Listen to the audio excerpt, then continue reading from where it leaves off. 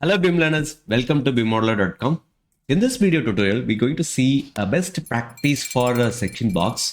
What are the options available with this section box? Previously in older versions, we don't have a section box. We used add-ins for that. But in recent versions like 2017, we have our own section box. Use out of this, you may be knowing it. We can stretch it, we can cut through it, and you might be knowing it. You must be using it if you are using it already. So there are some other options that we face difficulties when we are working with the bigger models. So before doing that, I usually keep that view as a separate. So I'll usually duplicate this view with the same settings so that it will be easy for us to control. The settings will not affect the default settings. That's the main objective of this. I usually have a section box view separately while working. So I'll keep this as a separate. In a project, I'll keep this like this. The difficulty is that you can see that in a section box, you'll see levels or any other annotation element. It could be a section box view. Also, scope box will be there and section box will be there. It is very difficult to differentiate the elements, and you'll be able to you won't be able to see them properly. One option is this. The second option that we're going to see is that about the section box controlling. Now, we have an annotation element, so we're going to go ahead to the visibility graphics, which is VG or VV, and annotation, which comes under here, section box or the scope box. I usually turn off the scope box and levels these elements. So for the section box, what I do is I usually off tune it. Also, I'll go to the section box element. I'll make sure that the line type is aligned line or any other line which is dim in the color, so we won't be able to see them properly.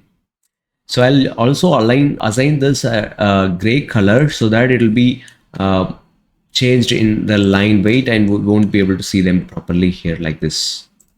For the level as well, I need a level, but I don't want to see them properly, so I can go ahead to the off tone option.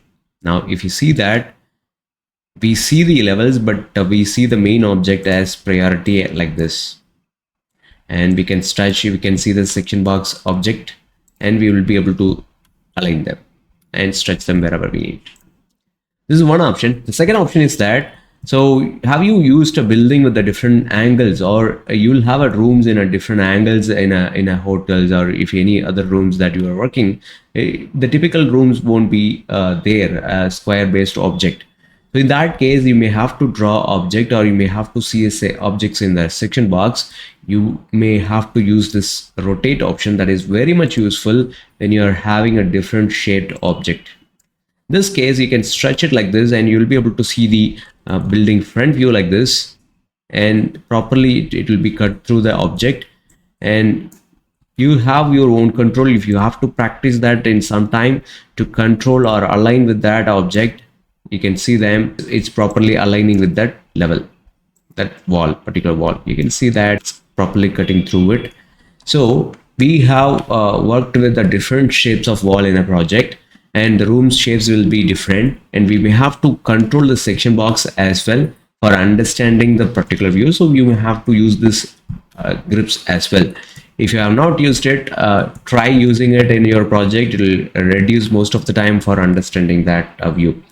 And you won't be able to rotate this in this direction. You will be able to rotate only on this direction. So that's things to remember in the view. I hope this tutorial helped you. Do share with your learning friends this useful tip, and I'll see you on the next tutorial in the series of 100 days challenge. Thank you so much. See you on the next tutorial. Bye bye.